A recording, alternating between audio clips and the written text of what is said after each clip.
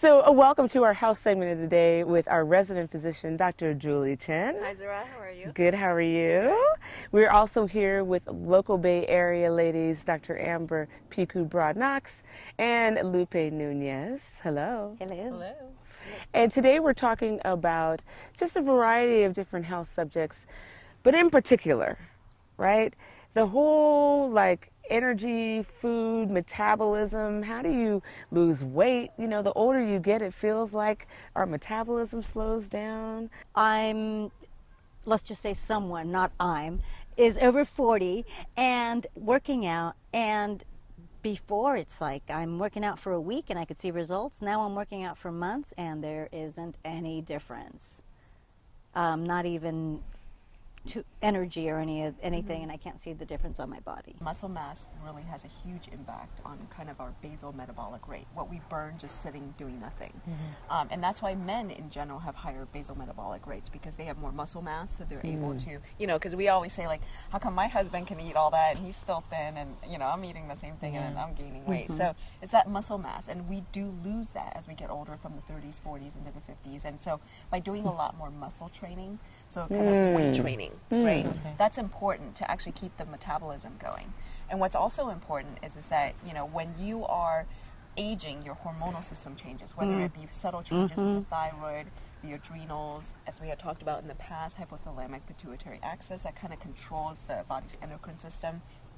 All of these things can have an impact on your ability to lose weight, gain weight. If you're constantly stressed, that cortisol level, the stress hormone, a lot of the belly fat stuff going on, that's important for us to all keep in mind. And so I always say, when you're trying to lose weight or you're trying to get the energy going and you're working out hard, don't forget to pay attention to the stress level in your life. You want to do the mind-body therapies, right? Because if you're stressed all day and the cortisol levels are high, and that has an impact on your endocrine system, then you go to the gym and you're doing the cardio and you're not doing enough weights. I mean, all of those things can contribute. And a lot of patients will say, well, I'm eating healthy. And we go through the nutrition log, and what they're choosing to eat is healthy. But the volume of what they're eating, because they're just, stressed during the daytime or watching TV when they're eating, and it's mindless eating instead of mindful eating. Or drinking. Yes. Oh. Yeah. Oh. So that's something to keep in mind, is the empty calories, right? And so when you're eating, just be mindful of what you're eating, because a lot of times we tend to overeat because either we're not paying attention to it because we're doing it at work, at our desk. It's or really watching good. TV. Yeah. Or when you drink alcohol, it's not just the alcohol itself, but you actually it's really good. You lose track. Yeah. Right. You know what I mean? People start drinking and they don't realize they're drinking. And the thing is that you're drinking and you're not even paying attention to what you're eating anymore. So the alcohol is not just the calories from the alcohol, but it's the calories you're consuming, because now you're happy with the alcohol, and then you're just putting food that tastes good in your mouth, and all of a sudden all the food is gone, right? So it's the alcohol takes away that mindful eating part. It makes you do the mindless eating. Is some alcohol better than others to drink? That's a good one. So calories-wise, some of them they're a little bit different. So of course, if you love beer, I would go with light if you can. But then some people say it's just water, right? Yeah, it doesn't taste good. But, like sparkling wine tends to be a little lower, and depending on the different types of grapes and the sugar content, that could be different. So if you're really, really, really trying to lose weight, I actually recommend no alcohol for a while. The reason, I know, badly don't want to lose weight. maybe once a week, something like that. But really, because of that, those two huge factors is the alcohol itself, but really what the alcohol leads you to do, which is that kind of mindless eating. Yeah. And mindless activities for some other folks who probably shouldn't be drinking at all.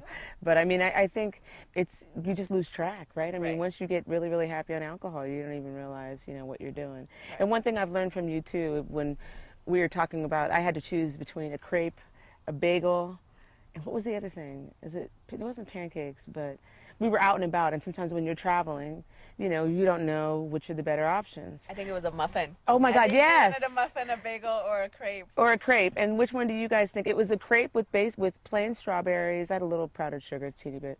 Or it was a muffin, like a blueberry muffin, or a bagel. Bagel with butter, or a bagel with cream cheese, which would be worse. But which of the three are worse? The worst? The muffin. Okay, what's the best? Probably the crepe. Ooh. Bagel. I would go with the crepe. crepe. The best is the bagel? And the crepe? Well, I had to remember something had said that it takes a while for the bagel to High five on the digest. crepe. That was. See, I thought the bagel too, and then she was like, "Well, no." And what was tell us your reason for the crepe? So I wouldn't let her get the whipped cream on there, right? I didn't want the whip. Yeah, I was So like, we Forget just the had a crepe. little bit of powdered sugar, but yeah, you know, the "Ooh, I wanted ideal more would have sugar been- though." I was like, "Please, just one more scoop." She was like, "No." No. So we- it was good though. Yeah, so the reason is because you get the natural fruit on there. You don't have a lot of, processed sugar. We did very little sugar. My ideal would have been no sugar. The crepe is very thin as far as just processed carbs. Bagel is huge amount of just basically processed simple carbs, right? That's why it's so good. Yeah. That's why it's so tasty. But we weren't asking what was tasty better. We were asking what was better for you. I misheard the question.